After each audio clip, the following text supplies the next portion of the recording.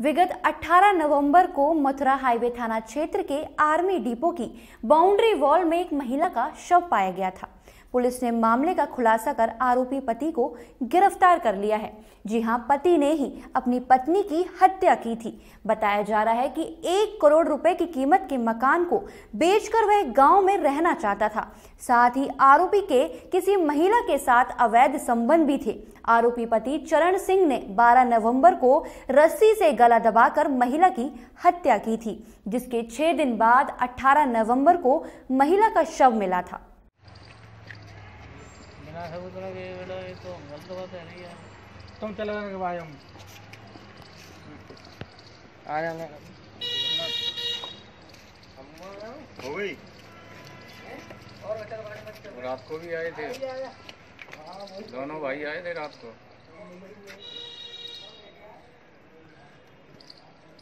ढूंढने में तेज भी नहीं आया था। 20 सेकंड, कम से कम 20-30 सेकंड का आना चाहिए। लो, हो गया।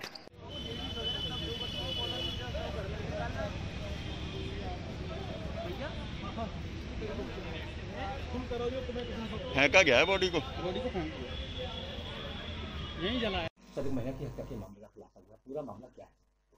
दिनांक 12 नवंबर को थाना सदर बाजार क्षेत्रांतर्गत शक्तिधाम कॉलोनी से धनतेरस के दिन एक महिला सब्जी लेने के लिए मंडी कहने को जाकर अपने घर से लगभग 10 बजे निकली थी।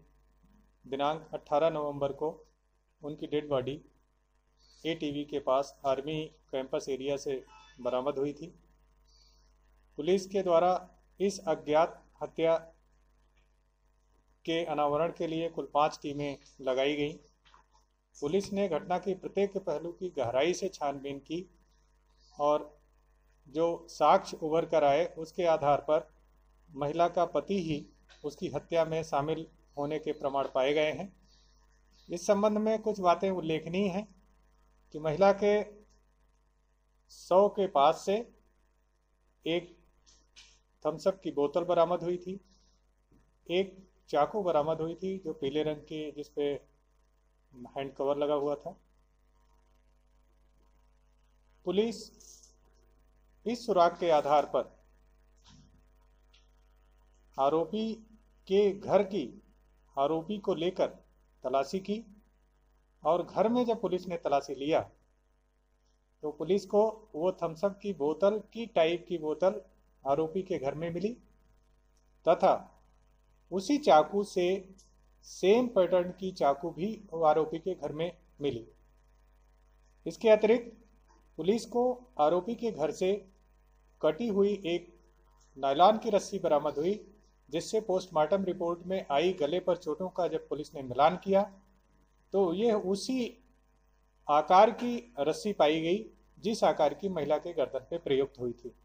इस आधार पर पुलिस ने और गहराई से पूछताछ की, मृतिका के मायके पक्ष के लोगों से भी जानकारी की तो यह भी जानकारी में आया कि लगभग 1 करोड़ की कीमत का एक प्लाट व मकान आरोपी का जो मृतिका के नाम है वो यहाँ शक्तिधाम कॉलोनी में स्थित है, उसको आरोपी सेवानिवृत्त होने के बाद आर्मी से सेवानिवृत्त हुआ और सेवानिवृत्ति के बाद उसको बेचना चाह रहे थे।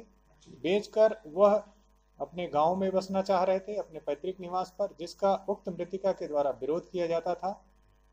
उक्त मकान को बेचने के लिए, मृतिका को रास्ते से हटाने के लिए और कुछ चारित्रिक जो इनके चाल चलन के बारे में भी आपत्तिजनक चीज़ें बताई गई। उक्त के आधार पर इन्होंने उक्त कारणों से मृतिका की हत्या की। यह तथ्य पुलिस के पास आए, पुलिस के द्वारा आरोपी को गिरफ्तार कर लिया गया है और उसको जेल भेजा जा रहा है। तो सर, ये 12 तारीख से ये लापता वाली घटना चल रही थी, इनका के बारे में खुलासा किया उन्होंने? यह हत्या की घटना उसी दिन कारित कर दी गई थी जिस दिन वो लापता हुई थी। आरोपी की जी हाँ, आरोपी ने उस दिन पुलिस को बताया था कि वह अपना पेंशन के कागजात सही कराने के लिए धनतेरस के दिन बैंक गया था, जो थोड़ी अटपटी सी लग रही थी बात। पुलिस ने गहराई से छानबीन की तो पाया गया कि आरोपी साक्ष्य को बनाने के उद्देश्य से, पुलिस को गुमराह करने के उद्देश्य से यह कार्य किया था। वह बैंक में बड़ी ही अल्प अवधि के लिए गया।